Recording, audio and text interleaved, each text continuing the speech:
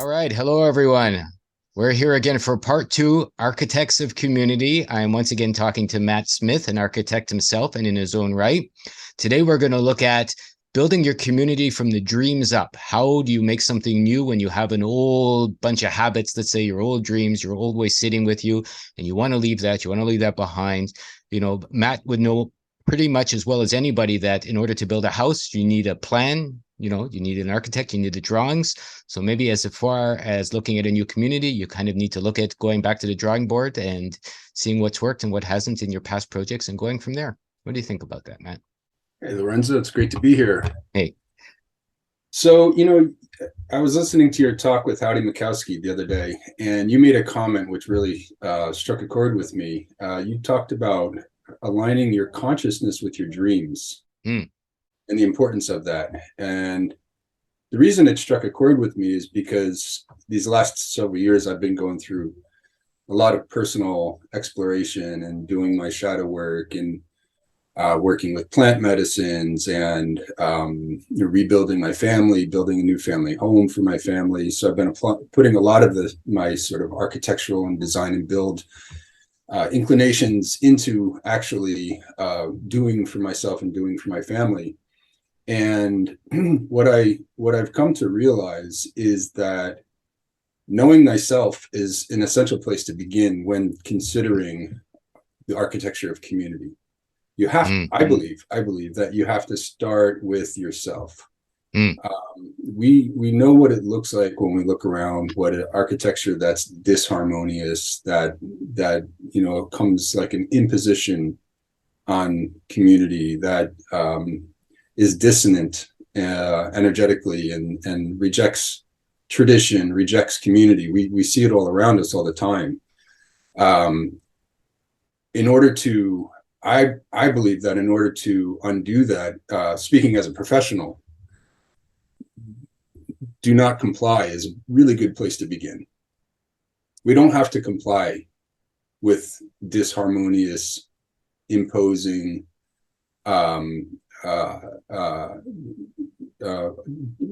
styles of architecture, types of architecture, architectural trends, building trends that dismiss community, that don't consider community in the layout, in the planning. And it starts with the planning. Architecture is an extraordinary profession because it begins with sitting at a desk, imagining something. It's really magical, and manifesting it. You're setting gears into motion by drawing lines on paper, and you're bringing other disciplines and other people into a much larger process. And then at some point that leaps off of the page and into the field, where builders actually start, the process of putting down footings and digging into the dirt. And to me, that's a very sacred act. When you're planting a future structure in the ground, what is that going to look like? How is that going to serve the whole? How is it going to, manifest, family unity? If it's a house, or if it's a public building, how is it going to manifest community? And all that starts with, an act of consciousness. So it's really important, as I said, to begin with yourself. Well, some of the things that I've seen and, I've discussed with my wife over the last little while when we're looking at problems is to take a bigger view of things, and it sounds like that's what you're talking about. I mean, if you're sitting looking face to face at a problem, from a level plane, sometimes you miss what's going on. And if you go for the bigger picture, like you say, if you're looking at a house and only trying to make some money, and so you cut corners or you use substandard building materials, or you don't care about the square footage or the flow of energy in a house, maybe you'll make a few extra dollars. But as you said, in the end, the family may live there that won't be as happy as they could be in relation to, the kind of life they're going to make and the kind of children they're going to help, acclimatize to this world, and the kind of happiness or lack therein they're going to build, since we're talking about community. So the fact that, you see that is very interesting for me. Right? I mean, I've discussed with my wife, if we were ever going to build a house, I said, I think we should call Matt, and I think we should get his architecture drawings, because she saw that yurt in the picture you shared last time at the Roundhouse, not the yurt, but she went, oh my goodness. She goes, that's exactly the kind of house I want.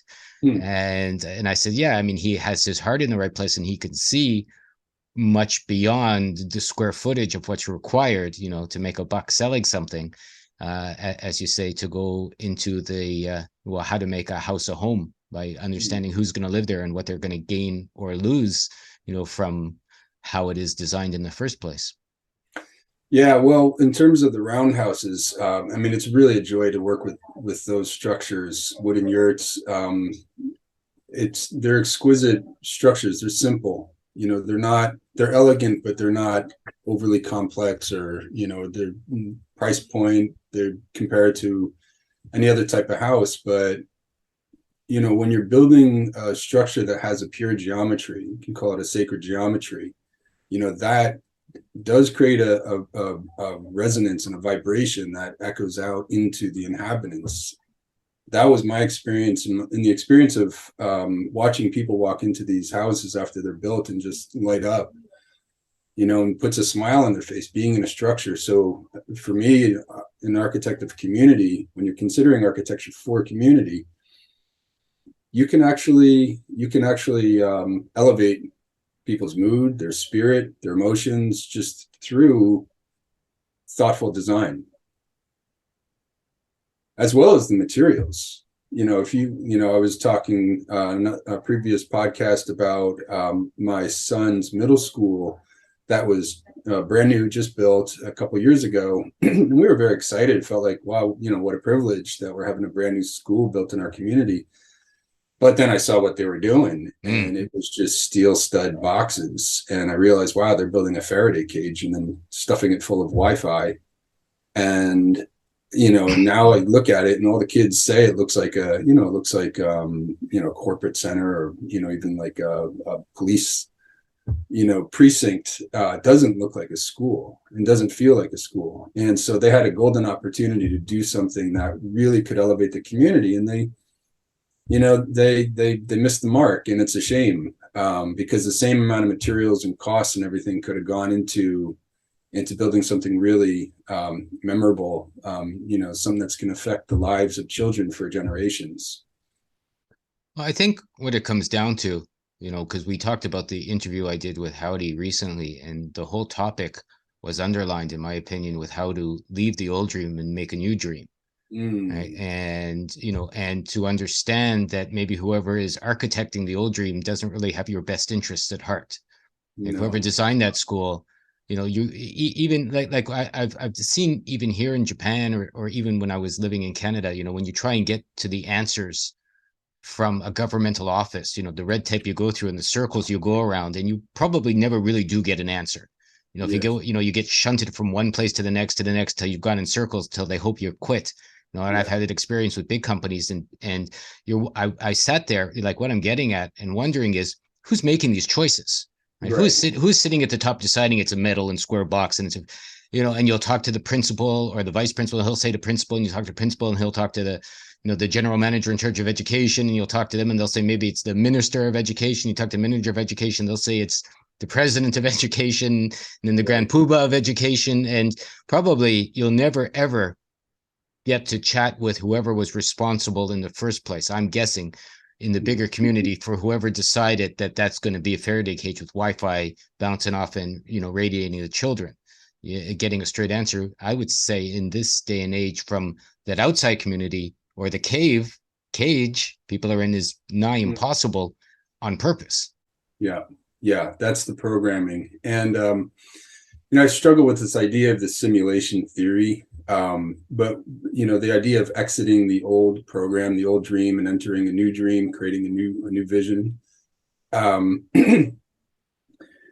That does resonate with me. And you're probably familiar with the films of Akira Kurosawa, being in Japan as you are. When I was a stockbroker, I had a huge picture of Ran behind my couch. Oh, fantastic. Yeah, I Yes. remember. Yeah. At the time, looked at it every day and go, I wonder why this is up here. This was even before I moved to Japan, like many, many years ago. Huh. So Well, yes, my wife and I have been on a binge watching his movies, and we just watched Ikiru from 1952. Exquisite movie. It's a beautiful movie. So it focuses on the life of a bureaucrat who's been sitting at a desk and looking through his Coke bottle glasses and stamping documents, just a big stack of documents, putting a stamp on each one after he read it, putting in another pile. And he's been doing this for 30 years. I saw the movie. Yeah. Yeah, and 6 or 8 other bureaucrats around him just shuffling papers and moving people who would come in with complaints or with needs, and they would just send them to the next bureaucrat Mm, and next office, and nobody's responsible for anything. And that's just how the bureaucracy works. And like you said, if you ask, nobody really knows. It's just how it works, and it's kind of its own egregore. mm, Nothing ever gets done until he realizes, of course, that he has cancer, and right. he has a transformation, a personal transformation. So he, has an awakening, and then he decides that he's going to use his position, his bureaucratic position, to say yes to a group of women who are coming in talking about a broken sewer system or a cesspool that's in between their houses where there could be a park. And before, nobody could get anything done, but suddenly, because he had his personal Mm. transformation, he says, aha, I can actually move this along. And he does so, and he brings all the other bureaucrats along with him. And suddenly, at the end of this, I don't want to give away the movie, but you can imagine that at the end of the movie, there's he leaves behind this beautiful legacy in the form of a community park. Right. And Ikilu means to live in English. Oh, Right. okay. Yeah. Yeah. So it's And a so verb, to a me, verb for to that's like, live. Yeah. what a beautiful example of architecture of community. And he's not an architect, he's a bureaucrat, but what he does is he manifests this thing that serves the community long after he's gone, and the community remembers him. His name lives on, and they honor him.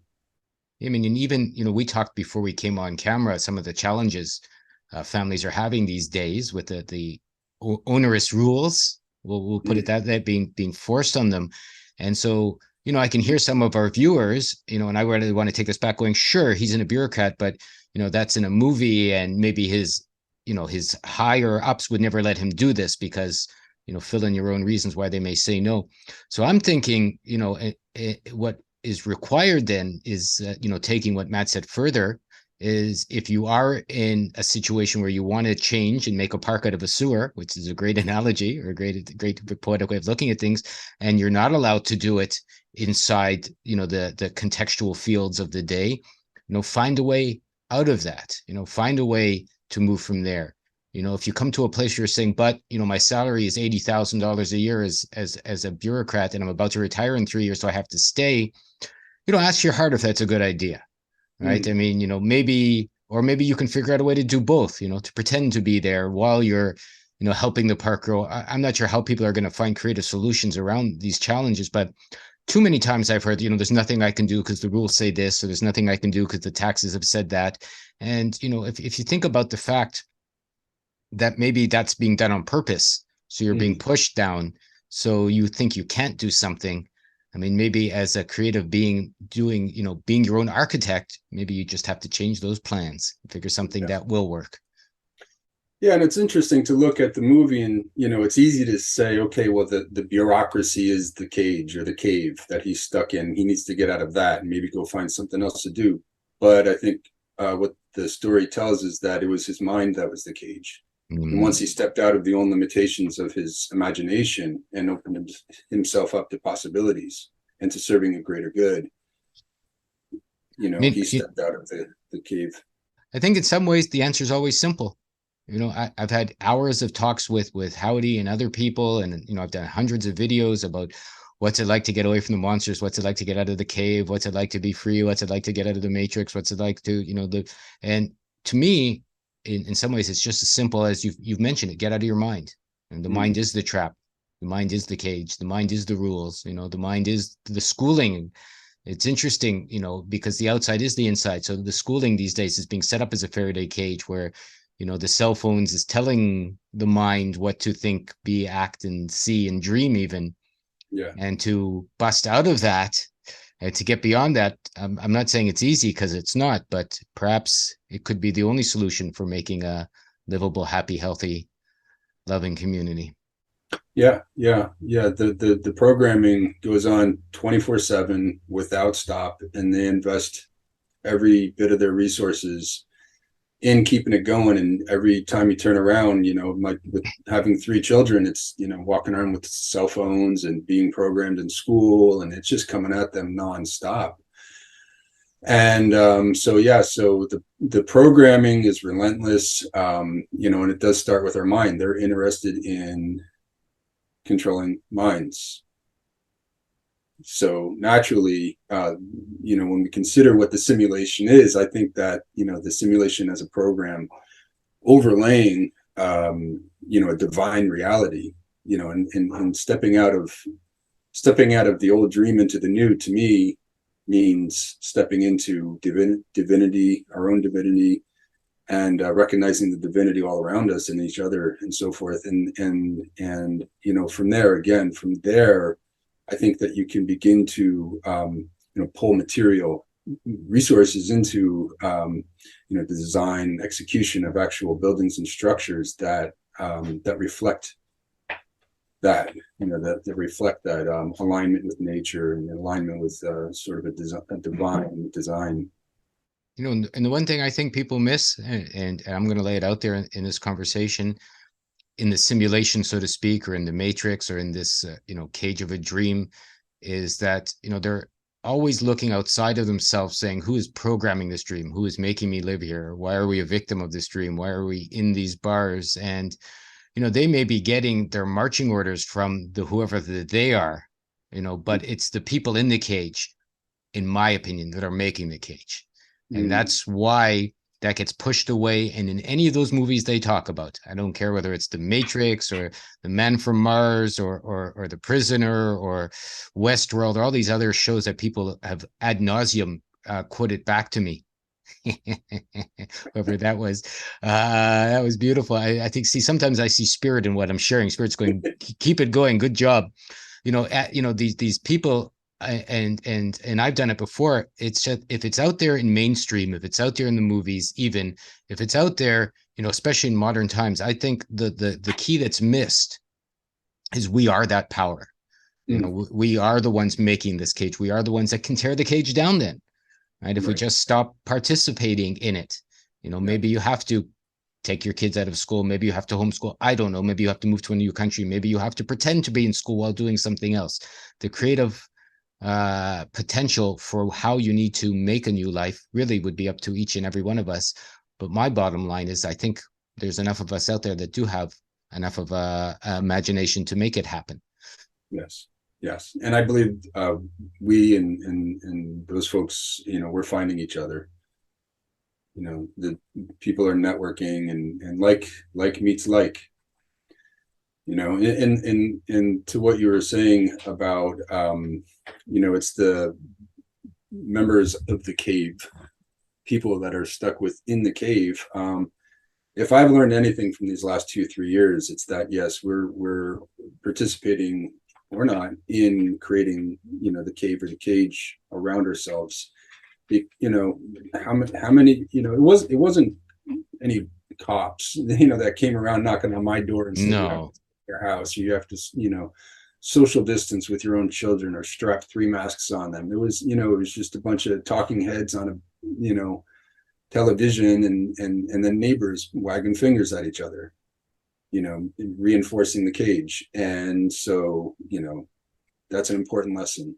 it really is. It really is. I mean, I walk around here in Japan, and garbage trucks are announcing before, COVID, be careful, or now the garbage trucks are going around when it's cold here. Don't use enough electricity because you should save for the, so-called whatever wars they happen to be fighting. And I'm going like, who the hell is taking their living advice from a garbage truck, right? If you consider it, right? Or the Are robots when you, there actual like voice oh yeah, yeah, yeah, voices yeah. coming out of the Yeah, garbage yeah, truck? yeah, yeah, yeah, yeah. The garbage Wow. trucks here play music when they go down the alleyways all the time. They've always done that. La, la, la, la, la. Makes you crazy eventually. But when supposed viral shenanigans was very high, the garbage truck was reminding people about, and so, talk about mental programming. It's going down Legit the garbage alleyways out.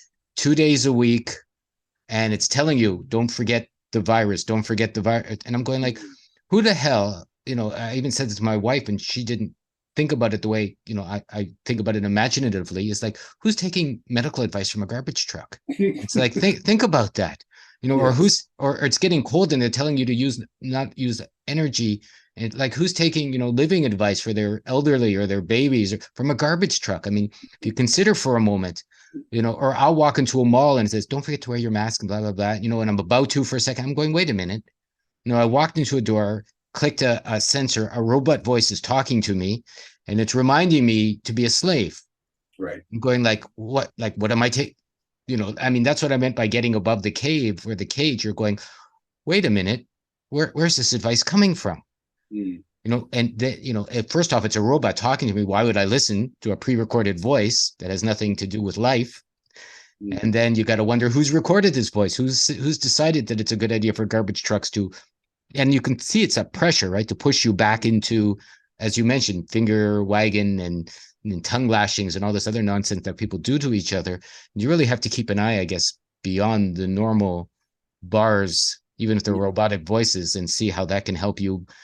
Maybe everyone's got to become their own architect, right? At least of their own consciousness to get out of this silliness.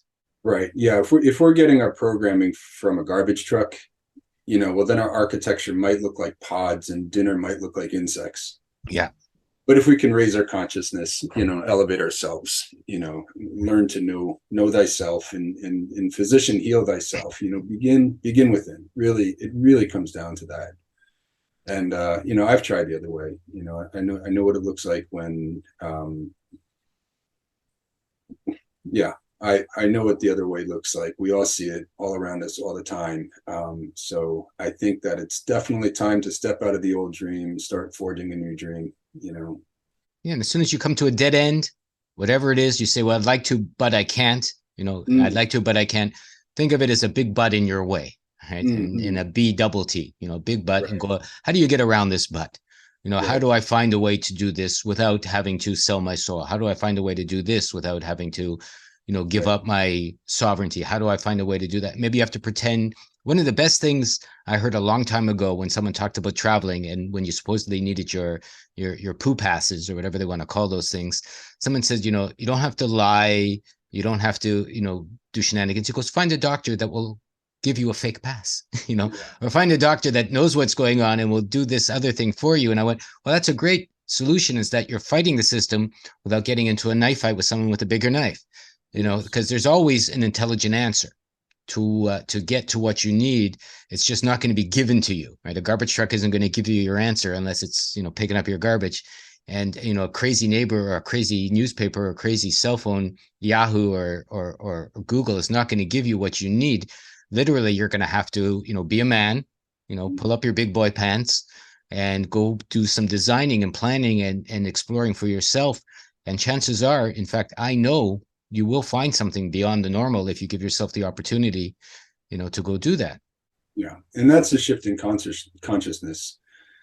The but I can't is just, that's just a guide. That's showing you that, there's another way of looking at this problem. And if you can sort of train your mind to look at obstacles as opportunities, then there's no stopping. There's no limit to what we can accomplish and what we can create together. There you go. Well, maybe we've come to a little bit of an end on this particular conversation. It went to a place I didn't expect. Didn't really think that we were going to talk about architecting our way out of the cave or designing our consciousness away from that, or even talking about to live, Ikura from the Rand book, which is really interesting, or the Rand movie. But this has been why I love doing these chats with Matt and other people, and what I mean in, Matt and I talked about as well, when you want to do something or change the world, don't talk about it, do it. Mm. And I think beyond the fact that people like seeing things happen, what happens when you act on things is some things you can't think about. Every time I do a video, whether it's with Matt or the 300 or 400 I've done to this date, it's always different than I thought it was going to be. Always. I'm sure Matt thought it was going to go a certain way, perhaps, and it's probably taken, I surprise him, he surprises me, we surprise each other, a hand comes through the door and surprises both of us. It's the kind of thing that's, once you start acting and making something new, other energies will show up and guide you that pretty much are impossible to think about because they don't exist between your two ears. Right? Yes. Yeah, they don't exist in your mind. You have to let something else guide you towards a better way to be alive, and that's how you make a better world. In my opinion, that's how you become a spiritual, conscious, high level architect of community. Lorenzo, it's always a pleasure, and I always get so much out of having these conversations with you. Thank you. Well, we're going to continue on. We're going to get this one up very soon. I'm going to put Matt on the spot and say, Matt, send me a paragraph or something, leading into this, and I'll get it up as soon as possible then. And I'm happy to continue on and do more. It seems to me out of part 2, we might have part 3, 4, 5, and 6. And, we can continue on as works for both our schedules. And I appreciate everything you're doing and have, since the very first day we met. So thank you so much for everything you're sharing, Matt. Likewise, Lorenzo. Thank you. All right, everyone. Thank you for watching. We'll get this up soon. If anyone has any questions, suggestions, like and subscribe. Come see what we're doing. Come to the newagora.ca. Come to the hub that's there. You'll see Matt's hub page. You'll see tons more information like this. We update it literally every day, and there's more for you to do. There's more to contribute. There's more to participate. You can do as much as you like, or you can just read as much as you like and do what you like. And we're all delighted to have you with us. And I will be with Matt again very soon. Cheers, everyone.